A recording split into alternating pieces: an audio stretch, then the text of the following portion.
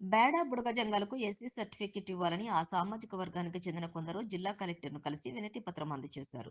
ఈ సందర్భంగా వారు మాట్లాడుతూ తమకు అధికారులు ఉపకులంలో బేడ బుడగ జంగాలుగా ఎస్సీ సర్టిఫికెట్ ఇచ్చి న్యాయం చేయాలని కోరారు.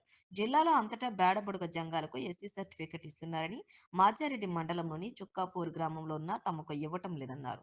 సర్టిఫికెట్ ఇచ్చి న్యాయం చేయాలన్నారు. రాజు, లక్ష్మీపతి అలాగే బాలనర్సు, లక్ష్మి పాల్గొన్నారు.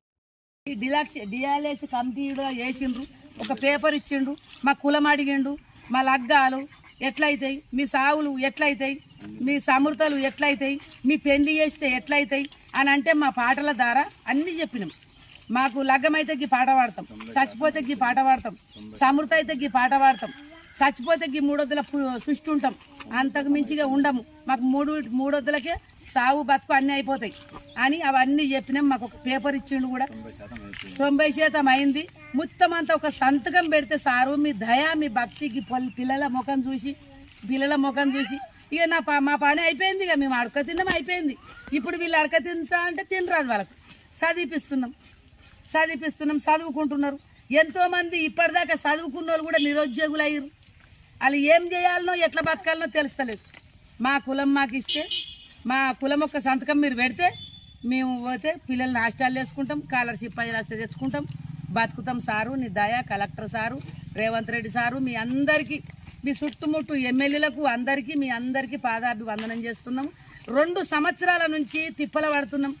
ఉపాసం ఉప్పిడుండి మేము ఊళ్ళకి ఇక్కడ అడకచ్చుకుంటేనే మాకు తిండి, అడకరా అన్నాడు ఉపాసం.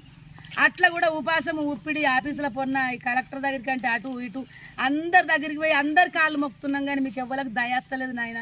ఈ పిల్లల ముఖం చూసి అన్న కొంచెం దయ చేయండి. మీ పాదాన 10,000 నమస్కారం సారు, నీ దయ.